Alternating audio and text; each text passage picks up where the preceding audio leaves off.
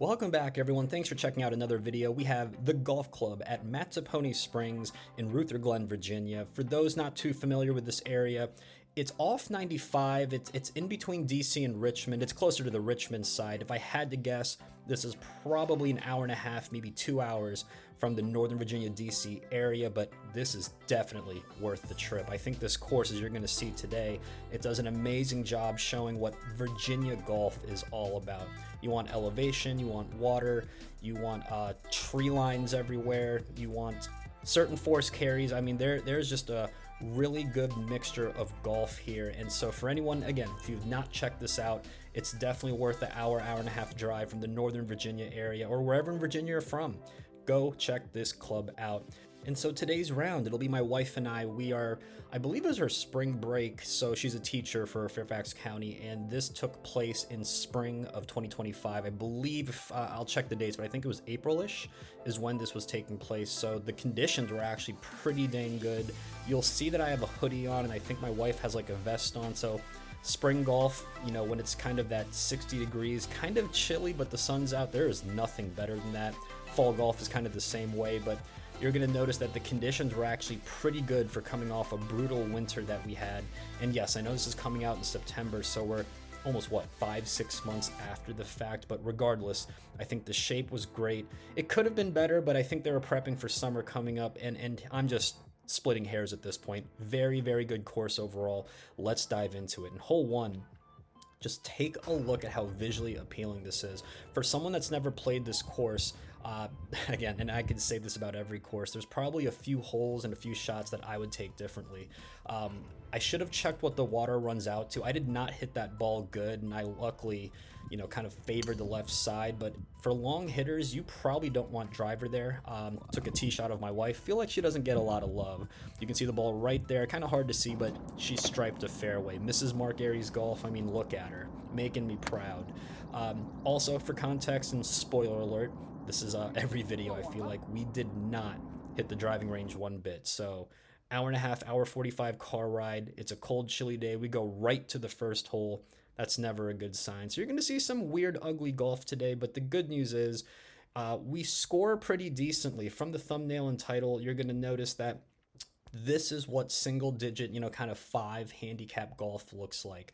I think the theme, as you hopefully stick through all 18 holes, and this isn't, I'm not just saying this to make you stay till the end, but the final 4 to 5, maybe 6 holes, some of the most beautiful golf that I have ever seen. I think there's like a little mini man-made lake, super open, and it helps that the sun comes out and the weather was good. We have some awesome finishing holes, so please do check out the back 9. But this round, I think, does a really good job of just explaining what 5 handicap golf looks like. And for those that, single digit 5 handicap, well, that's a decent golfer, pretty good, you could say.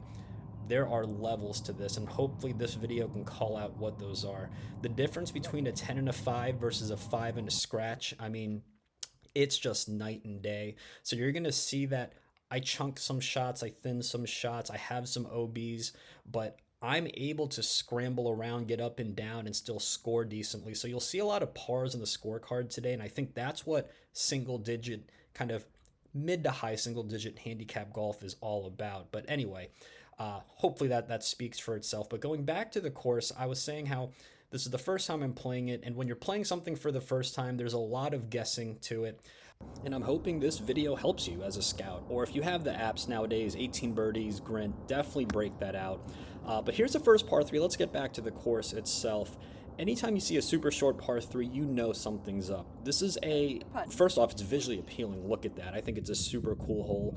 But anytime it's short, you can't miss long, can't miss right. It's all OB short. It's almost like an island green, even though it's not.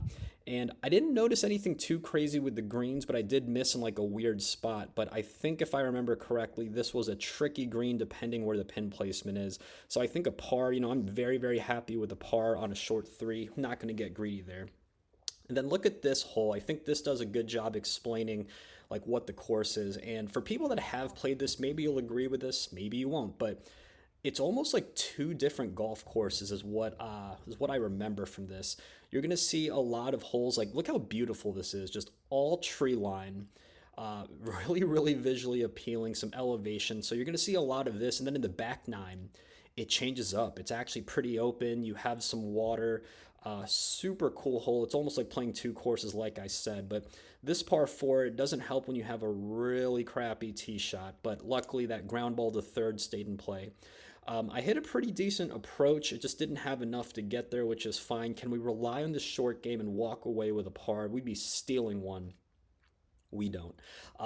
That's okay. We'll take a bogey. That's what I get for having a really poor tee shot. And take a look at the greens, by the way. So the greens, I mean, the contours, the undulation on them are pretty crazy, but they were running pure. I wouldn't say they were the fastest ever. I don't know if they were keeping it a little slower, a little longer, prepping for the summer season, but I could tell that if it runs just a tiny bit faster with some of the contour on the greens, it would be, yeah, that would be a nightmare, a recipe for disaster for people trying to score well. So I think the greens are also a part of the defense.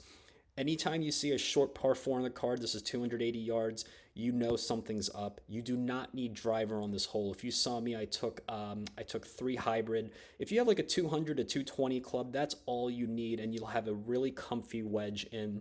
You'll notice on this one, I kind of juiced it. I remember telling myself, I'm trying to get better at not leaving birdies short, so I really juiced that putt. I'm lucky I caught a piece and kind of hung on, so we will take a two putt comfy par. But man, that's a short par four. That was one I would have loved to take advantage of. But on to the next one, another par five, and again, look how cool this hole is. Just look at the tree lines, just kind of showing you where you need to go. I tried to get cute and hit a draw right down the pipe and kind of ride the fairway. Obviously, a snap hook comes, but it's okay. We end up taking our medicine. This is probably the shot of the day. I know it might not look like it, but I was trying to do like a super choke down 5 iron punch shot. It rolled for days. That thing rolled like 170, 180 yards, where I was just trying to put it back in play. And that's another cool thing too. I'm going to call out a few holes. I think one of the holes, can't remember which one in particular, but one of the holes, it goes like 300 plus yards because of the elevation. So again, just play the course and the course will take care of you.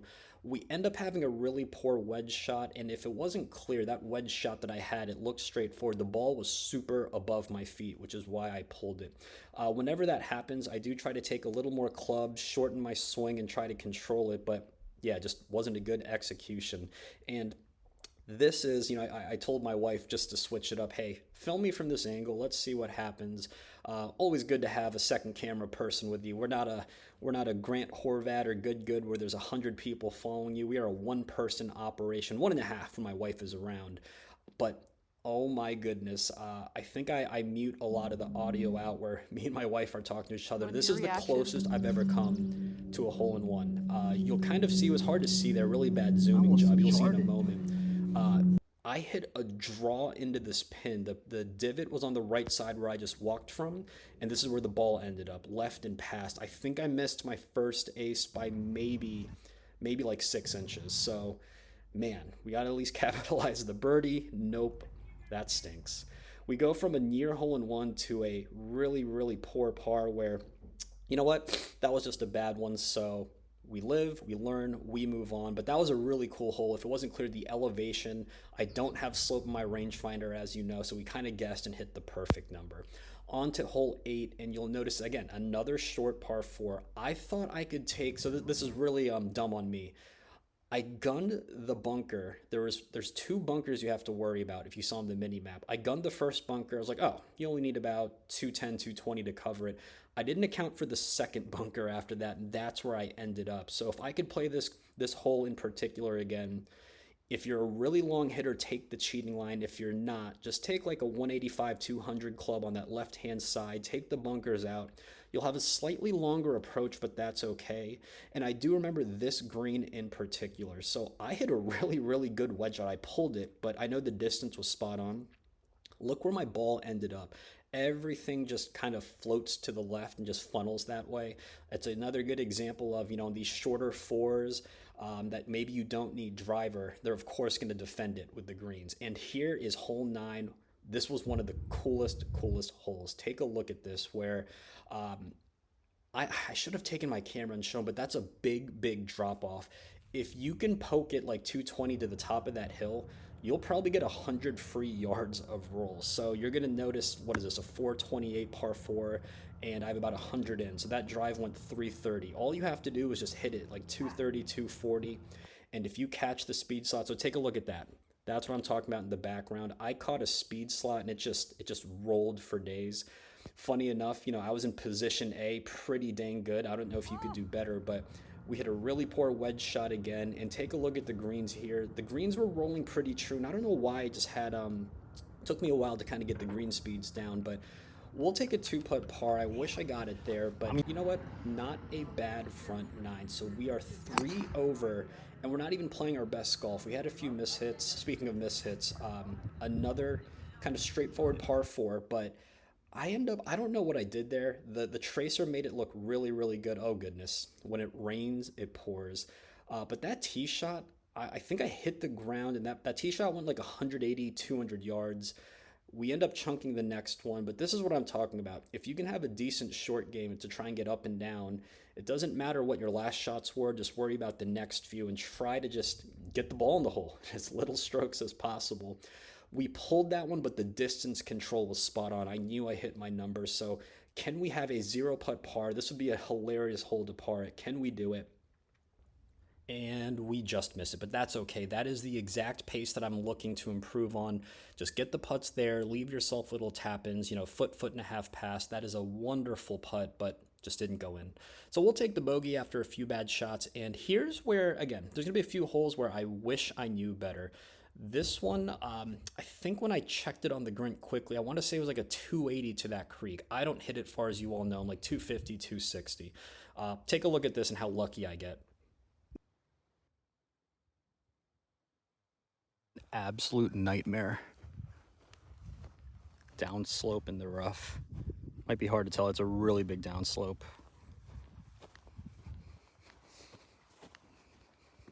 So first off, I have no idea how the ball just stays there. It should have rolled all the way down, but cool, I guess. And this is just a good example of, for very long hitters, you probably want to lay up well before that. This is maybe like a 3-wood, 5-wood, or some sort of like 230 club. And you'll leave yourself a longer approach in, but you'll at least have a flat, good lie. I don't really know how to play this shot. I think I took a lot of extra club. I think I took 7-iron and kind of just hoped to punch it. That was a borderline, almost shanked it, but this is what I'm talking about with, it doesn't matter how good or bad your shots are. If you can get around the greens, if you can save par from anywhere, that was a really, really good approach shot, as you saw. We got up and down and we stole one. I think that this is probably one of my favorite pars of the entire round. Here's another example of, oh, there's no world I get to that little creek or the OB area coming up. I don't know if it was just the contour of the fairway, if it rolled out, but from what I remember, that was, again, like 280, 290. Take a look. Also can get height. Wow, better to be lucky than good. Can't place that any better. Red stakes start right after. It's no big deal. So you can see, I think I had to like film this just to show you guys. I didn't just drop it right there. My ball just got so lucky. I don't think I played any differently, to be honest. I don't know if I just caught it really good, tailwind. I don't think I reached it. I think this was almost 300 yards to get to this, so it must have just rolled all the way down. It doesn't help when you get lucky and then you do that. I really, really tried to get there. I thought I had a decent lie, could get there. I hit a really poor, just kind of banana fade, swipey. It hung on in this tall grass, didn't have the easiest shot, but we end up taking a wedge. I thought I hit it pretty good, and I just misjudged it. So never good when you have to go up and down to save par, but going on the theme of if you can just save, I hit a really, really good shot to about 3-4 feet. Not a gimme. I have to hit this one, but no big deal. We will clean up par there. So an ugly hole again, but a par is a par on the scorecard. And here's where, man, oh man, take a look at the next 3 to 4 holes. This arguably might be my favorite stretch of holes that I've played to date in the state of Virginia. I should have moved this mini map, but if you look at the far right hand side, there's this beautiful creek. You have the tree line. It just feels really open as well. I think you're going to come to a few just really cool and creative holes that make you think. I hit a really good drive, and again, This is one of those, depending on how long you are, you might not need to send driver down here. The fairway does get tight, but I end up hitting a decent drive, a really, really poor approach shot. I remember the wind was kind of blowing into, so I hit my number. I think the wind just knocked it down. But hey, if you can get up and down from anywhere, it doesn't matter, right? So there's my chip on, and if we can just save par, we will move on. Don't think I'd do anything differently. Good hole, super cool, visually appealing, and again, this will start the stretch of really, really cool holes moving forward. All right, and this was the one hole I was kind of dreading. I remember looking at the scorecard, and I think the card has this at 212, which is what you see on there. You're going to hear me talk in just a moment. It was playing 223 with some swirling wind. I hit the shot of my life, but I needed 2 more yards. Take a look at what I'm talking about. I mean, that's the tee box back there. It was gunning around 223, 220. I'll take this all day, probably like 15, 20 feet. But you can see, I think it was gonna be closer, and it just rolled down this really big hill. If you can see this upslope, it's a 2-tier green. If you can see that. All right, let's pray for the best. And by the way, it's definitely a 3-tier green, so you could hear me say 2, but this was on the middle tier as well. So depending on where the pin is, I mean, it's already a long hole. It's pretty tight, as you all saw. And of course, they have to add 3 layers and 3 tiers. And I'm lucky that if you're going to have a middle pin, I would love to miss short and putt up that hill.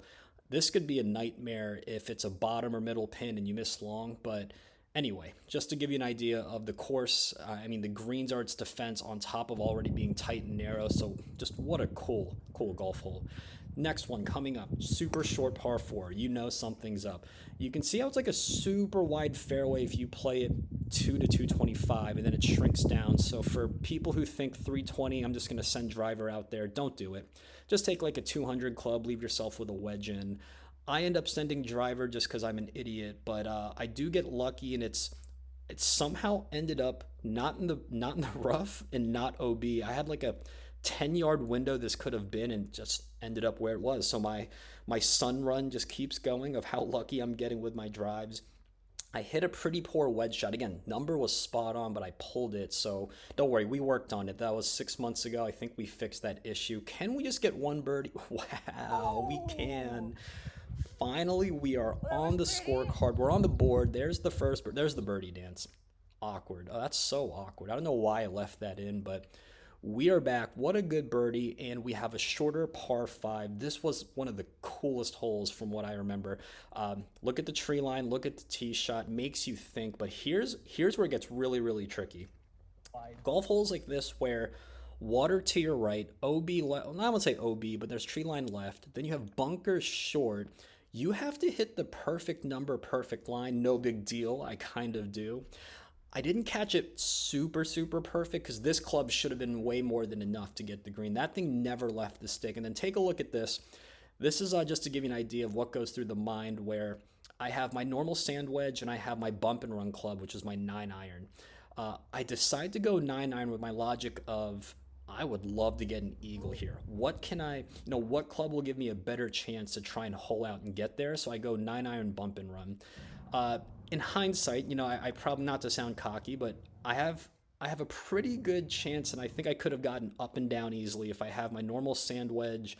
I probably could have settled for a birdie, but this is what you get, kind of that high risk, high reward. I decide to go for the eagle hole out, and the downside of that, if you don't hole out, well, you better hope that you one putt, otherwise you're living with a par. So you live and you learn. On to the next one. This is a really cool par 3. This is so poor, so that's OB if not clear. I barely missed the top of the rocks by maybe 2 yards, so there was a lot of wind. I decided to go 6-iron, and I tried to play a Tommy Fleetwood, kind of flighted down, follow through. I decided to re-tee and just full swing 6-iron. So stupid. I should have done this the first time. I hit a pretty dang good shot. This is a dart, and of course, it's always the second time around. Player B, I'm on tour. So here we are. We're putting for bogey. Look how beautiful this background is. I mean, you can't draw this up any better. So of course, I'd love for this to be a birdie putt, but here we are trying to save bogey. I would love to get away with bogey. And also, for what it's worth, there might have been a drop area, just didn't know where it was, so I re-teed on the box, and we're actually not mad at that putt. Look where it ended up, you know, past the hole on the other side. Very good putt, just didn't go in. We'll move on, take the double bogey, and that's okay. You know, that's why mid to high single digits are where they are. You'll still have a few blow up holes. I'm lucky I only had one double today. Spoiler alert, I don't double this hole. And obviously, hole 18, there's always going to be a cool finishing hole. The drop off here in the elevation, I kind of guessed where I needed to hit it, and again, got really, really lucky. You want to hug kind of that tree line, depending on your ball flight. That one had a draw to it, and I somehow just end up like perfect. It was comical how good this was. Take a look at how there's elevation though. So the ball was a little below my feet. It's why the wedge shots today, even though they looked poor, there were a lot of wedge shots that were above, below. You don't really have like a flat lie all the time, which is great. It just makes you think and have to play well. So between the OBs, tight tree lines, the water, the elevation, ball above, below your feet, what a golf course. I can't wait to play this one again, and hopefully I'll play it in more summer peak conditions where I think there were some, you can see the trees, some of them are kind of naked growing back, but if you made it this far, go ahead and do me a favor, hit that subscribe button, hit that like button, show me some love. I'm going to be vlogging all the courses in the DMV area like I mentioned, with Sly Fox, Augustine, Oakmont, a few more coming out, so hope you enjoyed. Until next time.